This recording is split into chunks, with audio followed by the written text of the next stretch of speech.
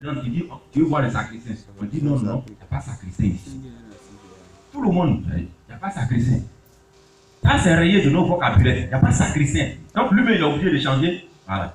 Donc, il n'y a plus de sacristain. Donc, il dit non, je veux voir le sacristain. Il n'y a pas, ici, il n'y a pas de sacristain. Donc, tu veux voir qui exactement? Il n'y a pas de sacristain ici. On les appelle les lévites. C'est des thèses de foutaise quand on dit sacristain. Voilà. Excusez-moi, hein, mais voilà. Conformément au langage public, eux, on les appelle les lévites. C'est eux qui font les actions de grâce, tout et tout, voilà. C'est des lévites. Et puis, le côté administratif. Parce que, vous verrez quand vous prenez Actes chapitre 6, après que le Christ du Seigneur ait laissé ses apôtres, parce que la manifestation, l'effusion du Saint-Esprit va donner naissance à l'église de Jésus. À ce moment-là, ils vont s'organiser. Quand vous prenez le chapitre 6 de Actes, l'apôtre Pierre s'exprime. L'apôtre Pierre, il s'exprime. Il dit que nous, on ne va pas délaisser la parole de Dieu pour aller servir au tables. Donc, on n'a qu'à choisir des hommes de qui on rend bon témoin, sur lequel l'esprit se repose. Eux, ils vont se charger des dons, tout ça, tout, la distribution des dons. Donc, ça, c'est administratif. Et à l'église Saint-Céleste, c'est la même chose. À l'administration qui est gérée par le président du comité paroissial. Lui, il doit connaître le nombre des fidèles. C'est lui qui fait le dénombrement. Lui, il est administratif. Tel fidèle habite dans tel quartier, ainsi de suite. Mieux, savoir même ce que les gens font. Il y a combien d'élèves, il y a combien d'étudiants. Voilà. C'est-à-dire la gestion quotidienne de la paroisse. Facture de CIE, facture de SODECI, tout ça. Ça, c'est le président du comité. Créer même, c'est-à-dire que des projets pour les paroissiens, ça, c'est le président du comité. Ça, c'est son travail. Le côté administratif. Et dans ça, il a deux vice-présidents. Il y a un secrétaire. Le secrétaire, lui, va rédiger tout ce qui est fouillé, lui, les archives donc, de la paroisse, tout. Là, c'est le secrétariat. Donc, lui aussi, il a deux vices. Et puis, il y a le trésorier. C'est lui qui garde l'argent, tout, voilà. Lui aussi, il a deux vices. À côté de ça, il est prévu qu'il y ait 6 conseillers, et puis 6 conseillères.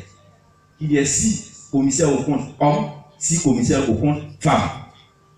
Voici un peu comment la chose se schématise. Ça, c'est au niveau paroissial.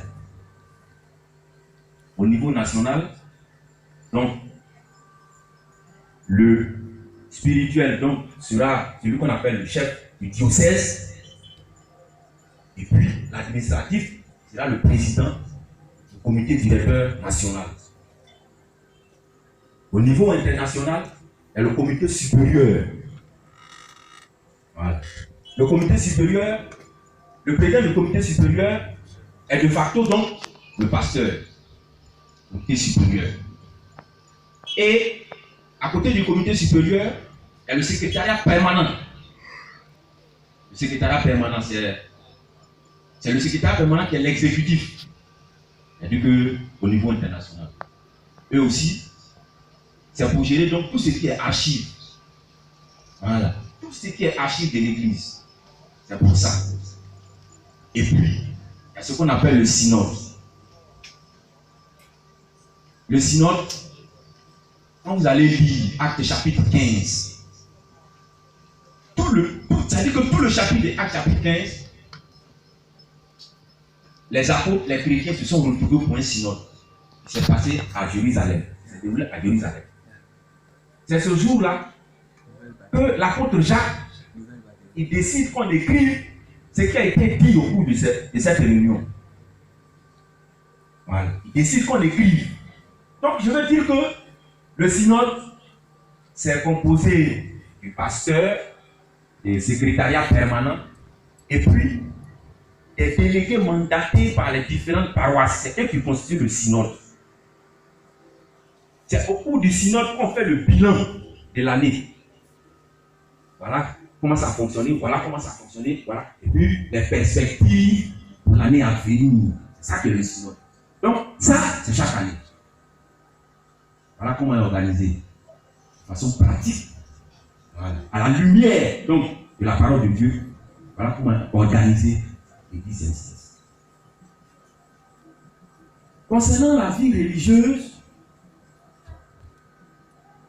ça commence à la sortie d'enfants.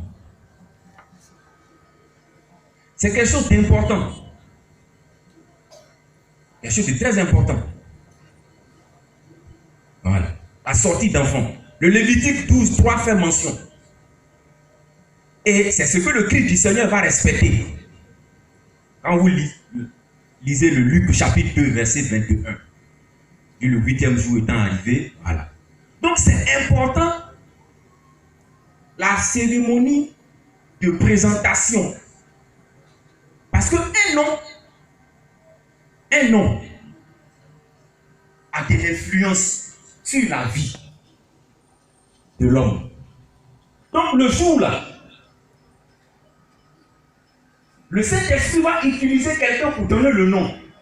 Si ça n'a pas été révélé avant, le Saint-Esprit va utiliser quelqu'un pour donner le nom. Le nom détermine le caractère de l'enfant et la mission pour laquelle l'enfant est venu sur la terre. Donc, c'est là que commence la vie religieuse. Là. Voilà. Du chrétien céleste. C'est important, cette cérémonie-là. Je vous dis, chers amis, c'est important. Le nom a de l'impact. Je prends 2 exemples de la vie. J'avais un ami qui s'appelait Asiene. Asiene, en langue latine, ça veut dire viande de la terre. Mais un individu qui s'appelle Asiene, de tout le temps que je l'ai connu, il s'est comporté comme viande de la terre. Il était un bouillon.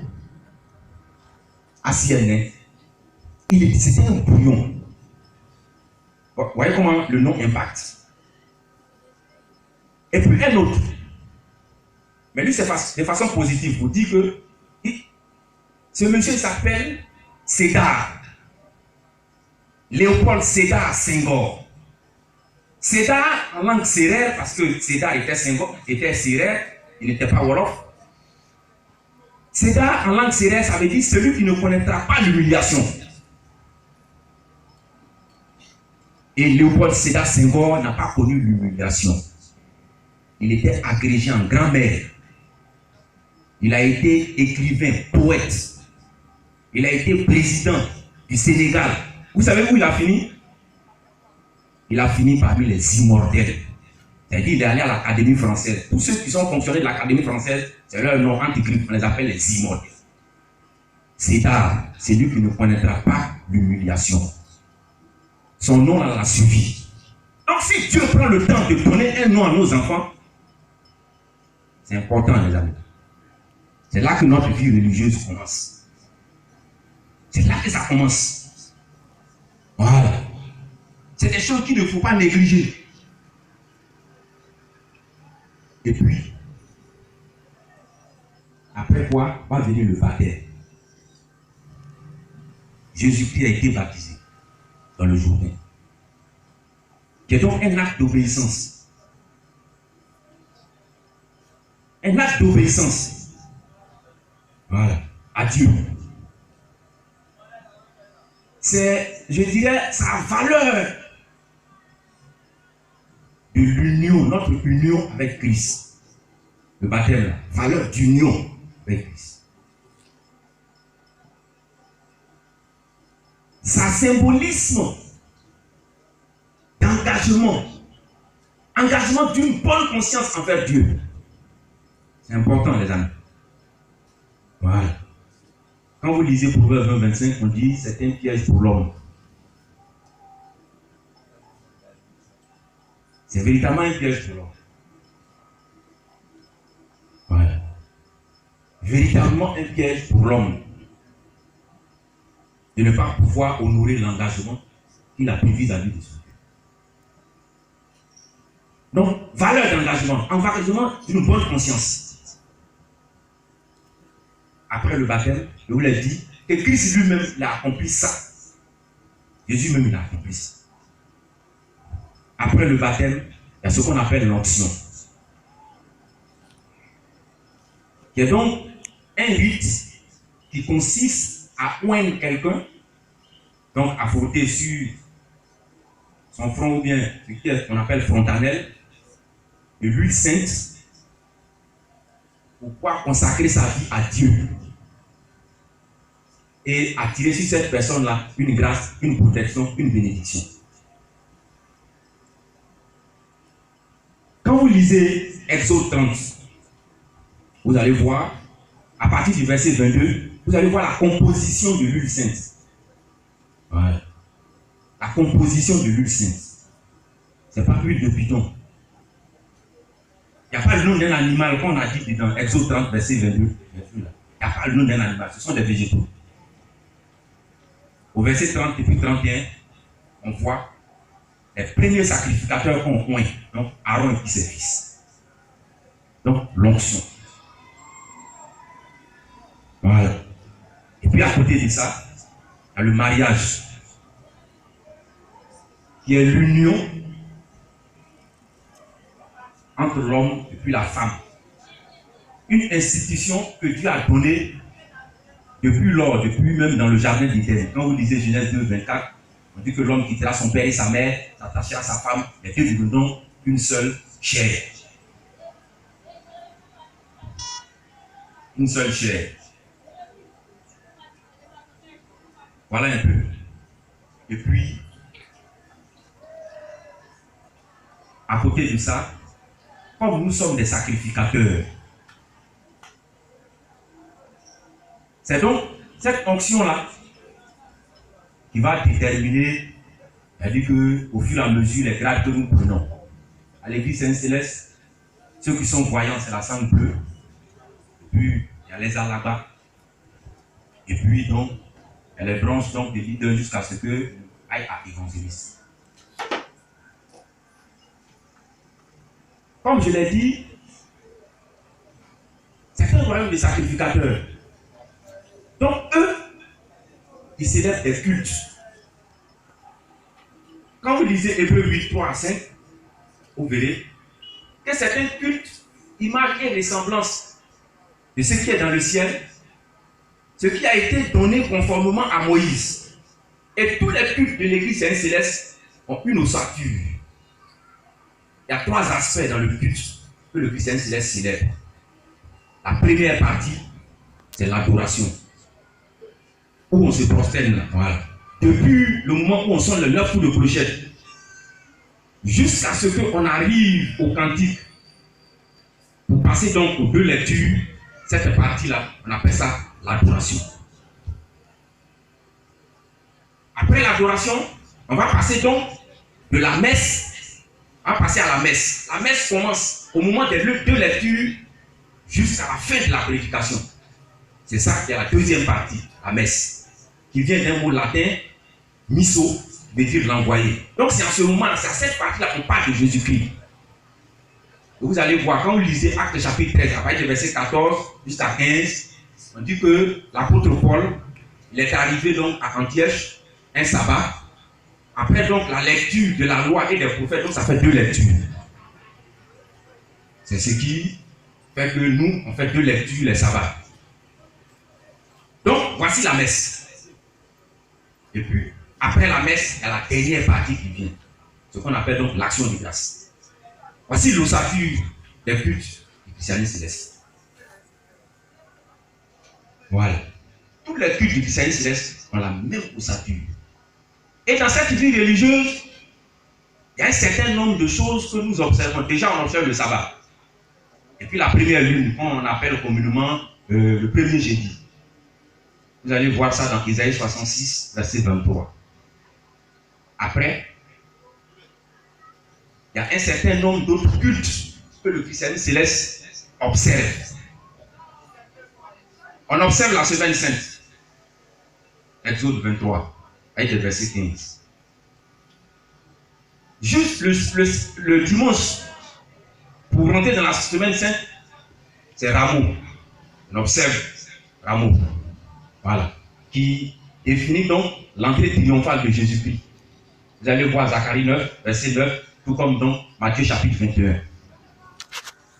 Et puis à côté de ça, il y a la Pâque. Voilà. Il y a la Pâque. Et puis donc, le livre d'Exode 12, à partir des versets 17 jusqu'à 19, la Pâque est mentionnée. À côté de la Pâque, il y a en même temps le culte de résurrection. Parce que c'est important. Dans la doctrine du Christ, la résurrection est un élément fondamental. C'est pourquoi l'apôtre Paul à Corinthe, il dit dans 1 Corinthiens 15, verset 14, si Christ n'est pas ressuscité, notre prédication est donc vaine et votre foi aussi est vaine. Et puis après ça, il y a bien d'autres cultes. Le culte de la Vierge Marie, qu'on célèbre donc, ça dit que le premier vendredi du mois de juillet, voilà, le culte de la Noël, les cultes donc, ça dit de fête de moisson, moisson juvénile, et puis la grande moisson, voilà. Vous trouverez ça dans Exode 23 à partir du verset 16. Bref, voici un peu, voilà, cette vie religieuse-là, comment elle fonctionne. Cette vie religieuse, comment elle fonctionne. Pour dire que tout ce qu'aujourd'hui nous faisons, pour rentrer même dans le temps, parce que le culte, ça se fait dans le temps. Pour rentrer dans le temps, sinon même pour déjà faire le sabbat, faire le culte, il y a ce qu'on appelle les robes de prière, communément appelé la soutane. Voilà. Quand vous allez consulter Apocalypse 7, 9, vous verrez. Quand ce sont des habits sacerdotaux, vous verrez ça dans Exode 28 à partir du verset 4. On rentre dans le culte. Ce n'est pas une histoire de là où 2 ou 3 sont assemblés Jésus au milieu d'eux.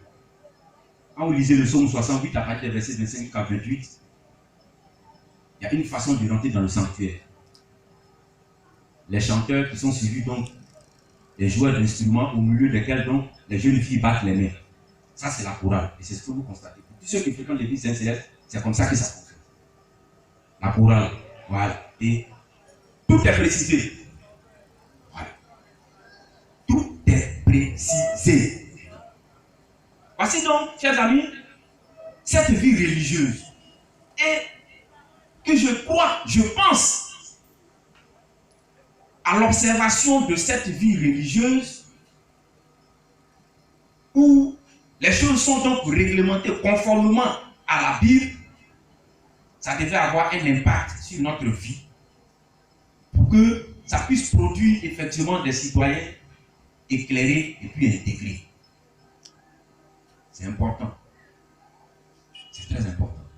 Parce que quand les apôtres, ils ont suivi donc ce que le Christ du Seigneur a laissé comme instruction, ils se opéraient des prodiges et des miracles dans leur vie. La Bible dit, même dans Actes chapitre 4, verset 34, qu'il n'y avait plus d'indigents parmi eux. Pour dire que ça devait impacter notre vie pour faire de nous des citoyens éclairés et intégrés. Ils sont capables de pouvoir favoriser l'épanouissement de leur communauté, voire même de leur nation. Mais, point d'interrogation. Il y a assez de dérives. Une dérive, c'est une évolution dangereuse d'un système qui s'est écarté. Voilà. Qui s'est écarté, tout simplement, à dire que de son objectif. Et cette évolution-là, elle devient incontrôlable. Qu'est-ce qui a favorisé aujourd'hui les dérives? Un, il y a ce qu'on appelle le syncrétisme. C'est-à-dire que le mélange est pratique. Quand vous lisez 1 Timothée 4, verset 1, on dit, mais l'Esprit dit expressément que dans les derniers temps, quelques-uns abandonneront la foi pour s'attacher à des esprits séducteurs et à des doctrines de démons. Aujourd'hui, il y a beaucoup de pratiques. Le type est venu avec son histoire de sorcellerie, son histoire de Jésus-Christien. Elle dit que les cérémonies bizarres, ça a favorisé la dérive. Autre phénomène qui a favorisé la dérive, l'apôtre Paul dit dans 1 Timothée 6, verset 10, que l'argent est l'une des racines de tous les maux. Les amis, voilà. L'amour de l'argent. Les gens aiment l'argent plus que l'œuvre de Dieu, plus que Dieu. ça a favorisé la dérive. Aujourd'hui, beaucoup de personnes se sont érigées en des orateurs ambulants pour que prêcher que l'évangile de prospérité. Or, il faut prêcher l'évangile du salut. Troisième élément qui a favorisé la dérive, c'est l'instinct de domination. Qu'il soit pauvre, qu'il soit riche, il veut forcément être le chef. Qu'il soit pauvre, qu'il soit riche, il veut forcément le chef. Ça fait une dérive. Dernier élément, cette nuit de cette dérive-là, c'est le manque de connaissance. Selon Osée 4, verset 6. On peut périr parce qu'il par le manque de connaissance. Notre problème commun, c'est que tout le monde doit savoir. Tout le monde doit connaître. Tout le monde doit connaître. Donc on ne peut pas parler à quelqu'un. On ne peut pas parler à quelqu'un. Voilà. Tout le monde doit connaître. Oh, les gens manquent de connaissance. D'après Jean-Jacques Rousseau. Et Dieu tous pensent connaître. Mais quand ils s'expriment, ils sont pris en flagrant délit de manque de connaissance. Et c'est ça. Et c'est ça. Et regardez, quand nous on était au lycée, ils ont pris une dame, une blanche, une française, elle est professeure de mathématiques. Ok. Mais elle dit qu'elle connaît, mais elle sera prise en flagrant délit de manque de connaissance. Nous, les livres de mathématiques, c'était Irma, les créations des saluts du et autres. La dame vient, le même coup là, c'est qu'on a écrit dedans, la mathématique là, c'est ce qu'elle répète, elle n'explique rien. Une fois, deux fois, trois fois, j'étais le sous-chef, il dit madame, excusez-moi. Vous savez, le livre là, tout le monde a ça ici, tous les élèves ont ça. Et vous savez pourquoi les parents d'élèves ont envoyé leurs enfants à l'école? C'est parce que le contenu là, ils ne comprennent pas ça. Elle dit, tu dis quoi? Et si le contenu là, ils ne comprennent pas ça, c'est à cause de ça on les envoie à l'école. Et dit solidarité des élèves. Oh, la femme a rougi. On est parti voir le sous-directeur. On lui a expliqué là. Il n'a même pas fait de confrontation. Les jours qui sont venus, il a changé la table. Les gens croient connaître. Tenez-vous bien, mon jeune frère, Logo Daniel. Fatigué. On était témoin d'une sortie d'enfant. D'une localité, il est patron. 22 minutes à sortie d'enfant. Vous savez par quoi il a commencé? Hein, il a donné le sel à l'enfant. Hein? C'est le sel qu'il a commencé à donner. Cependant, quand il parle.